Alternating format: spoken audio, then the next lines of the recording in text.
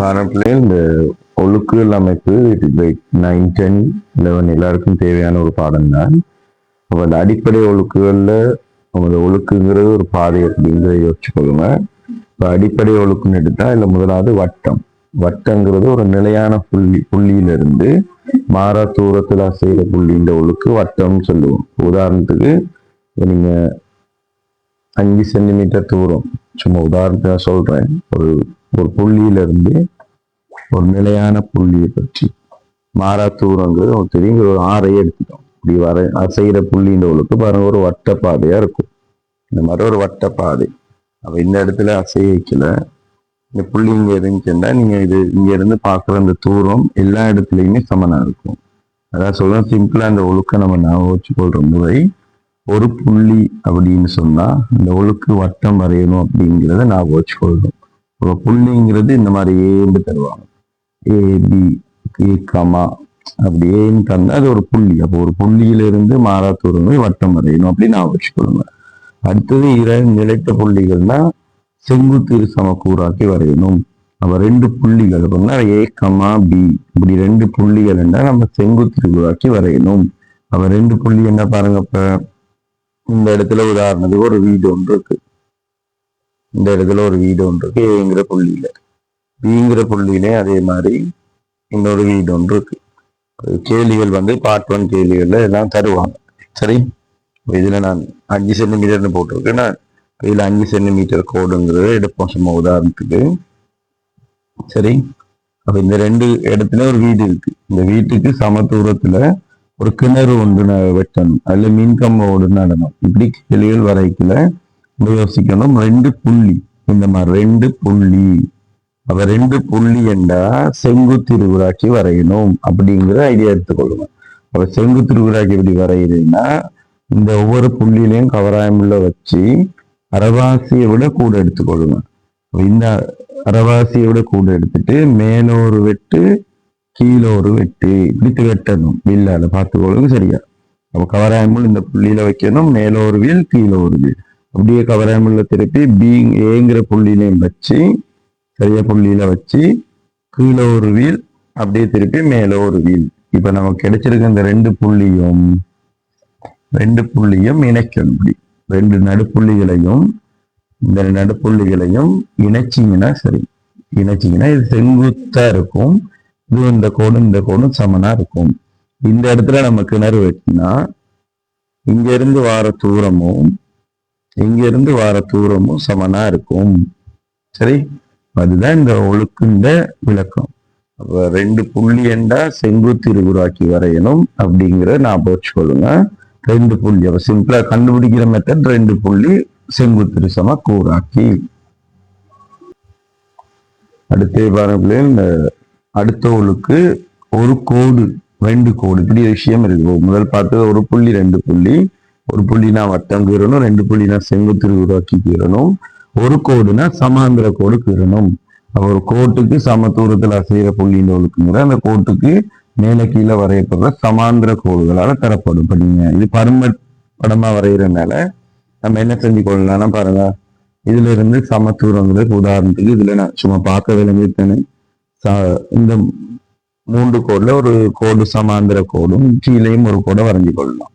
இதுதான் சொல்லுவோம் சமாந்திர கோடு. இது இதுவும் சமாந்திரமா இருக்கும் இது எல்லாமே. அப்ப இதுதான் ஒரு கோடுனா நம்ம வரைய வேண்டிய ஒழுக்கு சமாந்திர கோடு. அடுத்து பாருங்க ரெண்டு கோடு. இப்ப ரெண்டு கோடுனா நம்ம வரையணும் கோண இருசம கூறாக்கி. அப்படின்னா ரெண்டு கோடுகள் இடைவெட்டுது. அப்ப இடைவெற்ற இந்த ரெண்டு கோட்டுக்கும் இடைப்பட்ட இந்த கோணம், ரெண்டு கோட்டுக்கு இடைப்பட்ட இந்த கோணத்தை பிரச்சனை வரையணும். இப்படி கவராயமுள்ள சரியா வெட்டுப்படுற பாயிண்ட்ல வச்சு இந்த கோணத்தை வரையணும். இந்த கோணத்தை பாருங்க வரைஞ்சு கொள்ளுவோம். வரைஞ்சிட்டு இங்க இந்த கோணத்தை ரெண்டா பிரிக்கணும். அப்ப இங்க இந்த முனைகள்ல தான் கிட்ட சரியா வெட்டுப்படுற பாயிண்ட்ல வச்சு இந்த இடத்துல வெட்டுவோம். இதுல ஒரு வில்லும் இதுல வச்சு இதுல ஒரு வில்லும் வரைவோம். இந்த மாதிரி வரைவோம். அதுக்கு பிறகு இந்த புள்ளிகளை இணைச்சு கொள்வோம். இந்த நடுப்புள்ளியும் இந்த புள்ளியும் இணைச்சு கொள்ளணும். சரி, இந்த பாயிண்ட் இப்படி இணைச்சு கொள்வோம். அப்ப இணைச்சிங்கன்னா இது பாருங்க சமனா இருக்கும். இந்த கோணத்தை ரெண்டா பிரிச்சிருக்கும். அப்ப இந்த இடத்துல இந்த புள்ளி ஒன்று இருக்கு அப்படின்னா இது இந்த சமத்தூரங்கிற இட கருதுவானா இந்த புள்ளியில இருந்து இந்த கோட்டுக்கான செங்குத்து தூரமும் இந்த புள்ளியில இருந்து இந்த கோட்டுக்கான செங்குத்து தூரமும் தான் சமனா இருக்கும். சரி, அப்ப சிம்பிளா ஞாபகம் வச்சுக்கொள்ளணும் ரெண்டு கோடு. அப்ப ரெண்டு கோடுங்கிறத நம்ம ஏபி கமா சிடி இதுதான் கோடு எழுதுற முறை. சரி, எல்லாரும் விலங்கு எடுத்துக்கொள்ளணும். அப்ப ஒரு கோடுனா ஏபி இந்த மாதிரி இருக்கும். ஏபிங்கிறது ஒரு கோடு, பி கமா சிடினா ரெண்டு கோடு. அப்ப ரெண்டு கோடுனா டக்குனு ஒழுக்கு ஞாபகத்துக்கு வரணும். கோண இருகூறாட்சி, ரெண்டு கோட்டுக்கு இடைப்பட்ட கோணத்தை வரைஞ்சி அதை இருகூறிடணும் அப்படின்னு ஞாபகம் வச்சுக்கொள்ளுங்க. சரி, இப்ப இதனாலதான் அடிப்படை ஒழுக்குகள். அப்ப அடிப்படை ஒழுக்குல ஒரு புள்ளினா வட்டம் கீறணும், ரெண்டு புள்ளினா செங்குத்து இருகூறாக்கி கீறணும். இப்படி செங்குத்து இருகூறாக்கி கீறணும். ஒரு கோடுனா சமாந்தர கோடு கீறணும், இந்த கோட்டுக்கு சமாந்தர கோடு கீறணும். ரெண்டு கோடுனா கோண இருகூறாக்கி கீறணும். இதை வந்து கோணத்தை ரெண்டா பிரிக்கணும். இப்படி சுமார் ரஃபா ஐடியா எடுத்துக்கொள்ளுங்க. சரி, அடுத்த விஷயங்கள் இந்த செங்குத்து கோடுகள் அமைக்கிறது நல்லா நான் வச்சு ஒரு அமைப்பு கேள்வி ஒன்று முழுமையா செய்யணும்னா இப்ப நான் சொல்லிக் கொடுக்குற இந்த ஒழுக்கு, அடுத்து இந்த செங்குத்து கோடுகள் அமைக்கிறது, அப்புறம் கோண அமைப்பு, இப்படியான விஷயங்கள் எல்லாம் ஞாபகத்துல இருக்கணும். அப்ப இங்க பாருங்க, இவ்வளவும் கிரேட் 9ல இருக்க விஷயங்கள். இப்ப நம்ம ஒரு புறப்புள்ளியிலிருந்து இந்த கோட்டுக்கு எப்படி செங்குத்து அமைக்கிறேன்னா நம்ம புறப்புள்ளி இந்த இடத்துல இருக்குன்னு வைப்போம். இந்த இடத்துல இந்த புறப்புள்ளி இருக்கு. இதுல இருந்து இந்த கோட்டுக்கு செங்குத்து அமைக்கிற முறைனா இந்த புறப்புள்ளியில கவராயம் உள்ள வச்சு நீங்க வில் ஒன்று வரையணும். இந்த கோட்டுக்கு இப்படி ஒரு வில் ஒன்று வரையணும். இந்த மாதிரி சில நேரம் அந்த வரைகிற வில் இந்த கோட்டுக்குள்ளே வரும், இல்லை கோட்டுக்கு வெளியேயும் போகலாம். சில உள்பக்கம் வரும், நம்ம எடுக்கிற அளவை பொறுத்து அது வரும். சின்னதா எடுத்துட்டா இதுக்குள்ளேயே வெட்டுப்படும், கொஞ்சம் பெருசா எடுத்தா வெளியேயும் வரும். அப்படி வரைக்கல என்ன செய்யணும்னா புள்ளி கோடால இதை நீட்டிக்கொள்ளணும். நீட்டி இந்த வெட்டுப்படுற பாயிண்ட்டுகளை கண்டுபிடிச்சு கொள்ளும். கண்டுட்டு அதை ரெண்டா பிரிக்கணும். இங்கே கவராயம் உள்ள வச்சு இதுல ஒரு வில்லும் இப்படி ஒரு வில், இப்படி ஒரு வில்லும் திருப்பி இந்த இடத்துல கவராயம் உள்ள வச்சு சரியா கோடை வெட்டுப்படுற புள்ளியில வச்சு இப்படி ஒரு வில்லும் வரையணும். இந்த ரெண்டு இடங்கள்லயும் வச்சு என்ன செய்யணும், இங்க கீழே வில் வரைஞ்சு கொள்ளணும். அதுக்கு பிறகு இதை இணைச்சு கொள்ளுவோம். இந்த புள்ளிகளோட இதை இணைச்சு கொள்வோம். இதுதான் வந்து செங்குத்தா இருக்கும். இந்த புறப்புள்ளியில இருந்து செங்குத்து அமைக்கிற மெத்தட். சரி, வெட்டுப்படுற பாயிண்ட் இது ஒரு எண் வந்து வச்சுக்கொள்வோம். இதை அடுத்தது ஒரு புள்ளியின் இந்த கோட்டின் மீதுள்ள புள்ளியில செங்குத்து அமைக்கிறது. கோட்டின் மீதுள்ள புள்ளியில செங்குத்து அமைக்கிறது. அதை பாருங்க எப்படி என்று.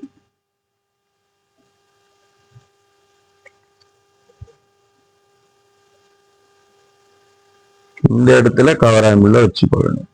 சரியா, அந்த புள்ளியில வச்சுட்டு ரெண்டு பக்கமும் இப்படி ஒரு வில் வரையணும். இந்த சைடும் இந்த மாதிரி வில் வரைஞ்சு கொள்ளணும். ரெண்டு பக்கமும் இப்படி வில் வரைஞ்சு கொள்ளணும். வரைஞ்சிட்டு கவராயமுள்ள எடுத்து கொஞ்சம் நீட்டி கொண்டு பாருங்க, இந்த இடத்துல வச்சு மேல ஒரு வில்லும் திருப்பி இந்த பக்கம் வச்சு மேல ஒரு வில்லும் வரைஞ்சி இப்படி ஒரு வில்லும் வரைஞ்சி வெட்டுப்படுற பாயிண்டோட இதை இணைச்சு கொள்ளணும். சரி, இதை எப்படி இணைச்சு கொள்ளணும். இதுதான் செங்குத்தா இருக்கும். கோட்டின் மீது உள்ள புள்ளியில செங்குத்து அமைக்கிற முறை. அடுத்து கோட்டின் முனை, உதாரணத்துக்கு ஏங்கிற இந்த புள்ளியிலே செங்குத்து அமைக்க சொன்னாலும் இதே மெத்தட் தான். இந்த இடத்துல கவராயம் உள்ள வச்சு இப்போ கோட்டின் முனைத்தானே அப்படி இந்த இடத்துல கவராயம் இப்படி ஒரு வில்லும் திருப்பி இந்த பக்கம் இப்படி வில்லோண்டு வரைஞ்சிருவோம். இப்ப நமக்கு தேவைப்பட்ட இதை கொஞ்சம் புள்ளி கோடால இப்படி வரையணும். அந்த வெட்டு பெற பாயிண்ட கண்டுபிடிக்கும் இந்த கோட்டுல. அதுக்கு பிறகு இதை பிரிக்கணும். இங்க செஞ்ச மாதிரியே இருக்கும். சரி, இதுல வச்சு மேல ஒரு வில்லும் இந்த புள்ளியில வச்சு இந்த பக்கம் ஒரு வில்லும் இப்படி வரைஞ்சிட்டு இதை இணைக்கணும். இதுதான் சொல்றேன், அந்த முனையில செங்குத்து அமைக்கிறது. நீங்க பிராக்டிஸ் பண்றவங்க பிங்கிற புள்ளியிலையும் திருப்பி இதே மாதிரி வரைஞ்சு பாருங்க. இது செங்குத்து அமைக்கிறது. சரி, அடுத்து இந்த செங்குத்து இருகுறாக்கி நம்ம ஏற்கனவே ஒழுக்குகள்ல பார்த்தோம். அதே மாதிரி ஒரு கோட்டுக்கு டிரெக்டா செங்குத்து திருகுறாக்கி வரைங்கன்னு சொல்லுவாங்க. அப்ப செங்குத்து திருகுறாக்கிங்கிறது என்னன்னா அந்த கோடை சம அளவா ரெண்டா செங்குத்தா பிரிக்கிறதுன்னு சொல்லுவோம். சரி, இப்ப சில நேரம் ஒரு கோட்டை 4ஆல பிரிக்கிறது, 4 பகுதியா பிரிக்கிறதுன்னா இதுக்கான செங்குத்து திருகுறாக்கி வரைஞ்சா இது ரெண்டா பிரிக்குது. திருப்பி அந்த பிரிஞ்ச பகுதிக்கு திருப்பி வரைகிறது, அப்படி இந்த பகுதிக்கு வரைஞ்சா 4 துண்டா சம அளவா பிரிக்கணும். அப்ப இது பாருங்க, நான் ஒரு நேரா வரையாம சைட்ல வரைஞ்சிருக்கேன். அப்ப இதுக்கு செங்குத்து திருகுறாக்கி வரைக்குள்ள இங்க பீல கவராயம் உள்ள வச்சு அரைவாசியை விட கொஞ்சம் கூடுதலா நீட்டிக்கொள்ளணும். மேல ஒரு வீல் கீழே ஒரு வீல், அதே மாதிரி ஏல வச்சு மேல ஒரு வீல் கீழே ஒரு வீல் இப்படி வரைஞ்சிடணும். வரைஞ்சிட்டு இந்த 2 முனைகளையும் இணைச்சு கொள்ளணும். இப்படி இணைச்சிங்கன்னா அதுக்குத்தான் செங்குத்து இரு சமக்கூறாக்கின்னு சொல்லுவோம். இந்த சமனா செங்குத்தா பிரிச்சிருக்கோம். இதுதான் இதுல இருக்கிற செங்குத்து அமைக்கிற முறைகள். 4 விதமான செங்குத்து அமைக்கும் முறைகள். ஃபர்ஸ்ட் புறப்புள்ளியிலிருந்து வில் வரைஞ்சி அந்த வில்ல 2ஆ பிரிக்கணும். இந்த முனைகள்ல கவராயமுள்ள வச்சு 2ஆ பிரிக்கணும். அது பிறகு புள்ளியில கோட்டின் மீது உள்ள புள்ளி என்ன அங்க கவராயமுள்ள வச்சு 2 பக்கம் சின்ன வில் வரைஞ்சி அந்த வில்ல இருந்து மேல இப்படி புள்ளியை வெட்டுவோம். இப்படி ஒரு புள்ளியை எடுத்துக்கொள்வோம். எடுத்து அதையும் இதையும் இணைச்சோம்னா நமக்கு அது செங்குத்து கிடைக்கும். அதே அமைப்பு தான் இந்த புள்ளியிலையும் அமைக்கிறது. அடுத்து இது செங்குத்து திருகுறாக்கி, அது முதலே பார்த்த விஷயம் ஒழுக்கு. அப்ப ஒழுக்கும் இது 2 ஒரே மாதிரி நீங்க யோசிச்சு கொள்ளலாம். அடுத்து பாருங்களேன், இந்த கோணங்களுடன் தொடர்புட கோணம் அமைக்கிறது கட்டாயம் இது நல்லா விலங்கெடுத்து வச்சுக்கொள்ளணும். அப்ப இதுல கோணம் அமைக்கிறேங்கிற இப்ப 180 அப்படின்னா ஒரு அரை வட்டம். ஃபர்ஸ்ட் நம்ம இந்த அரை வட்டம் வரைஞ்சுதான் எல்லாம் செய்வோம். அதனால அவளுக்கு 180ங்கிற ஒரு அரை வட்டங்கிற ஐடியா வரணும். அதுக்குதான் நிறுத்தாரன். அப்ப 90 அமைக்கிறேன்னா அப்ப நீங்க யோசிச்சு பாருங்க, 180ங்கிற வில்ல என்ன செஞ்சா 90 கிடைக்கும் அப்படி யோசிக்கணும். 180ங்கிற இந்த வில்ல 2ஆ பிரிச்சா 90ங்கிற வில் வரும். அப்ப இதை 2ஆ பிரிக்கணும். இந்த மாதிரி நம்ம சரி 2ஆ பிரிச்சா 90ங்கிற வில் கிடைக்கும். 2ஆ பிரிச்சா 90ங்கிற வில் கிடைக்கும்.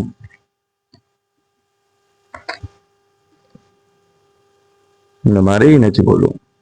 சரி, இது 90. அப்ப 45ங்கிறது இந்த வில்ல தான் பார்ப்போம். இந்த 90ங்கிற வில்ல 2ஆ பிரிச்சா 45. அப்ப நீங்க பாடமாகணும் அவசியம் இல்லை, பிராக்டிஸ் தான். வில்ல என்ன செஞ்சா கிடைக்கும்னு ஐடியா எடுத்துட்டு அதை எப்படி செய்யறது முறைகளை பிராக்டிஸ் பண்ணணும். வரைஞ்சு பழகணும். வரைஞ்சு பழகினாதான் நமக்கு வெளி ஒன்று செய்யக்கூடிய மாதிரி இருக்கும். அது எப்படி 180ங்கிற வில்ல வரைஞ்சி ஃபர்ஸ்ட் இதை 2ஆ பிரிக்கணும். அப்படி 2ஆ பிரிச்சா நமக்கு 90ங்கிற வில் வரும். 90ங்கிற இப்படி வில் வந்தா இது இல்லை நமக்கு தேவையான பயனால அதை புள்ளி கோடால இப்படி வரைஞ்சு கொள்வோம். புள்ளி கோடால வரைஞ்சி இந்த பில்ல அரைவாசியை கண்டுபிடிப்போம். அப்ப இந்த பக்கம் எனக்கு 45 இந்த சைடு வரைய போறோம் அப்படின்னா இந்த சைடு வரையணும். அதுல இந்த பக்கம் 45ன்னா இந்த 2 பக்கம் பிரிச்சு கொள்ளணும். கேள்விக்கு தகுந்த மாதிரி நம்ம அந்த ஒரு சைடு செய்து கொள்வோம். இந்த பக்கம் நான் 45 வரைய போறோம்னா இந்த இடத்துல கவராயம் உள்ள வச்சு இதையும் இதுல கவராயம் உள்ள வச்சு இதுவும் இப்படி பிரிக்கணும். அப்ப பாருங்க, சரியா நீங்க எப்படி 45 பாவை கிடைக்கும். இந்த மாதிரி 45 பாவைங்கிறது தான். அதே மாதிரி 60 பாகைங்கிறது ஒரு 180ங்கிற வில் வரையணும். அப்ப 180ங்கிற வில்ல என்ன செஞ்சா 60 வரும்? 180ங்கிற வில்ல 3ஆ பிரிச்சா நமக்கு 60 கிடைக்கும். அப்ப இதுல இருந்து நீங்க ஒரு வில் வரைஞ்சாலே உங்களுக்கு 60 கிடைக்கும். இதுல இருந்து ஒரு சின்ன ஒரு இப்படி வில்ல ஒன்று வரைகிறோம் அப்படின்னா 60 இதோட நிப்பாட்டலாம்.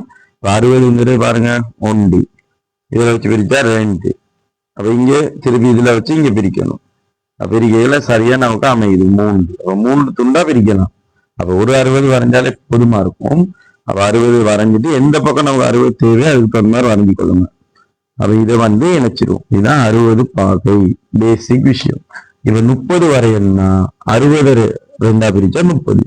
அப்ப 30 வரைய பாருங்க, பிளஸ் 180 வரைஞ்சி 180 ஒரு 60 வரைஞ்சி 60 2ஆ பிரிக்கணும். இப்படி இந்த மாதிரி செய்தா நமக்கு கிடைக்கும். சரியா, இப்படி வரையணும். அப்ப இது 30 பாகைன்னு சொல்லுவோம். 30 பாகைக்கான அமைப்பு முறை. இதே மாதிரி நீங்க இதை ட்ரை பண்ணி பார்க்கணும். 15 பாகைக்குரியது 30 பாகை வரைஞ்சி 2ஆ பிரிங்க. அதே மாதிரி இந்த 75 பாகை அமைக்கிற முறை, 75 பாகை அமைக்கிற முறை என்னன்னா, இப்ப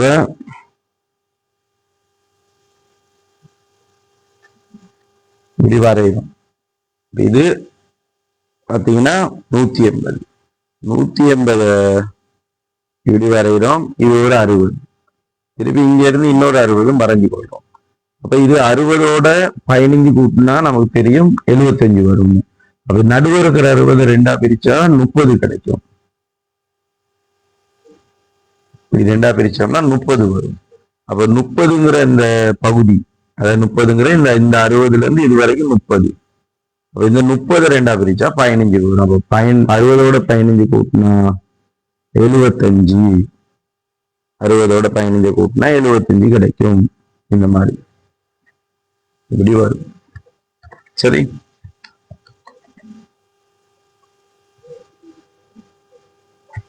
75 பாகை இந்த மாதிரி நம்ம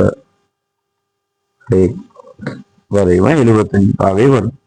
இப்படித்தான் வரையல. இன்னொரு முறையும் இருக்கு. இப்ப நம்ம 30 வரைஞ்சோம். 30க்கு பிறகு இந்த கோணம் 150. 150 2ஆ பிரிச்சாலும் 75 வரும். அப்ப இந்த பக்கம் இருந்து 75 எடுக்க வரும். அது அப்படியும் நம்ம யோசிக்கலாம். பில் தான் நம்ம யோசிக்கிற ஐடியா பொறுத்து ஒவ்வொரு கோணங்களும் எடுத்துக்கொள்ளலாம். 120 அதே மாதிரி நீங்க ட்ரை பண்ணி பாருங்க. நீங்க இந்த வரைஞ்ச இந்த நியமம், இந்த முன்னுக்கு வரையப்பட்ட இந்த கோணங்களோட முறைகளை யூஸ் பண்ணி தான் இதுவும் எடுத்துக்கொள்றது. அப்ப ஐடியா எடுங்க. 120ங்கிற எது வரைஞ்சா 120 எடுக்கணும். அப்ப பாருங்க, உதாரணத்துக்கு 75னா மிச்சம் 105. அப்ப அப்படி கேட்டா கூட நம்ம செஞ்சு கொள்ளலாம். அந்த மாதிரி இதையும் யோசிங்க. சரி, பாருங்க, ஒரு கேள்வி ஒன்று சும்மா நம்ம இந்த கோணங்கள் சார்ந்து இப்படி ஒரு முக்கோணி அமைக்கிறது அப்படிங்கிறத தெளிவுபடுத்துறேன்.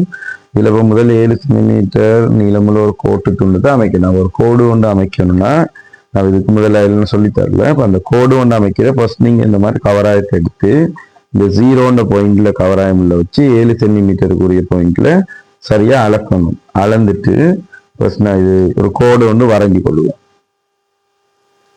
பேனால வரைய காரணம் இது சின்ன கிளியரா தெரியாது அப்படிங்கிறதுக்காக. பென்சிலால பிராக்டிஸ் பண்ணுங்க. அமைப்பு ஃபுல்லா பென்சிலால தான் செஞ்சு பழகணும். இந்த இடத்துல நான் பாயிண்ட்டை வச்சு இந்த பக்கம் வரையிடும். சரி, அப்ப எனக்கு இது அப்படியே திருப்பி இந்த பக்கம் வச்சுக்கொள்ளணும். வச்சு இந்த சைடு வரையணும். வரைஞ்சோம்னா இதை சொல்லுவோம் ஏபி என்று பாயிண்ட், XY என்று வைக்கணும். சாரி, XY என்று வச்சுக்கொள்ளணும். இது 7 சென்டிமீட்டர் இப்படி போட்டுக்கொள்ளணும். இந்த மாதிரி செய்யணும். சரி, அடுத்து சொல்றாங்க பாருங்க, XY ஒரு புயமாக இருக்குமாறு எக்ஸில் 45. அப்ப XY புயம்னா இந்த பக்கம் 45 வரைய சொல்றாங்க. எக்ஸ்ல இருந்து Y பக்கம் 45. அதுதான் இதுல சொல்லப்படுது. XY புயமா 45ங்கிறது. அப்ப இந்த புள்ளியில வரையுது. இப்ப நம்ம தனித்தனியா கோணங்கள் வரைஞ்சிருந்தானே, அது எப்படி இதுல வரையுதுன்னா இதை கொஞ்சம் நம்ம சின்ன வில்லா வரையணும். சின்ன அரைவட்டமா இதுல வரைஞ்சு கொள்ளணும். பெரிய அரைவட்டமா இல்லாம சின்ன ஒரு அரைவட்டமா இந்த பகுதி வரைஞ்சு கொள்ளணும். இதுக்குள்ள ஒரு சின்ன அரைவட்டம் வரைஞ்சி 45ங்கிறது 180 ஃபர்ஸ்ட் 2ஆ பிரிச்சா 90, 90 2ஆ பிரிச்சா 45. அப்ப நம்ம அப்படி அந்த முறையில தான் செஞ்சு கொண்டு போகணும். அப்ப 90ங்கிற வில்ல 2ஆ பிரிப்போம். இந்த இடங்கள்ல வச்சு வரைஞ்சு கொள்ளுவோம். அதுக்கப்புறம் இதை கொஞ்சம் பார்த்துக்கொள்வோம். இந்த பாயிண்ட்டுகளை 90க்குரிய புள்ளி இங்கே வரும். புள்ளி கோடால வரைஞ்சிட்டு அப்ப 45 இதுக்குள்ள வரையணும். இந்த பக்கம் வரையணும். இந்த மாதிரியும் இல்ல வரையணும். வரைஞ்சிட்டு இதை இணைப்போம். இதை இப்படி இணைப்போம். அதுக்கு பிறகு YXC ஒரு புயமாக இருக்குமாறு Yல 60 பாகை. அப்ப இந்த Yங்கிற பாயிண்ட்ல ஒரு அரைவட்டத்தை வரையணும். இந்த மாதிரி ஒரு அரைவட்டத்தை வரைஞ்சி 60ங்கிறது நம்ம என்ன செய்யணும், உள்பக்கம் இருந்து வரையணும். இந்த பக்கம் இருந்து 60 வரையணும். சரி, உங்களை வரையக்கல இந்த பக்கம் இருந்து வரைய சொல்லி கொடுத்தேன். இப்ப இந்த பக்கம் வரையணும். அப்பதான் YXன்னு சொல்றாங்க. அப்ப இதுதான் பழகணும். நம்ம தனித்தனியா இந்த கோணங்கள் அமைக்கிற செய்துட்டு ஒரு கேள்வி ஒன்று செய்யக்கல எப்படி அந்த கோணங்கள் அமைக்கிற முறைங்கிறத பிராக்டிஸ் பண்ணிக்கொள்ளணும். இது வரைஞ்சோம்னா இது 60. இந்த ரெண்டுமே சந்திக்கிற புள்ளி இதுதான் Y, சாரி Z. இந்த ரெண்டுமே சந்திக்கிற புள்ளி Zன்னு குறிக்க சொல்லி. சரி, இது Y இல்ல Z. Z என பெயரிடுக. அப்படி குறிச்சு கொள்ளணும். சரி, அப்ப இதுதான் ஒரு முக்கோணியம் அமைக்கிற மெத்தட். இதை வச்சுக்கொண்டு இதுல கேள்விகளை உருவாக்குவாங்க. இப்ப அந்த ஒழுக்கு சார்ந்து எக்ஸ் கமா வையிலிருந்து சமதூரத்தில் அசையும் புள்ளியின் ஒழுக்குனா இந்த ரெண்டு புள்ளிக்குமான செங்குத்து இருகுறாக்கிய வரையணும். அதே மாதிரி எக்ஸ் ஜெட்டின் செங்குத்து இருகுறாக்கிய வரையணும். இதுல செங்குத்து இருகுறாக்கி வரைவோம். அந்த ரெண்டு சந்திக்கிற புள்ளி மையம் ஓல குறிச்சு அதுல இருந்து எக்ஸ் ஆரை அடுத்து வட்டம் வரைங்க. அந்த மாதிரிலாம் அமைப்புகள் கேள்விகளை உருவாக்கி கொண்டே போகலாம். அப்ப நீங்க பேசிக் இதை நல்லா ப்ராக்டிஸ் பண்ணிட்டு மற்ற கேள்விகளையும் செய்து பாருங்க. வேற எதுவும் டவுட்ஸ் இருந்தா இந்த வாட்ஸ்அப் நம்பருக்கு நீங்க டைரக்டா மெசேஜ் போட்டு கேட்டுக்கொள்ளலாம். சரி.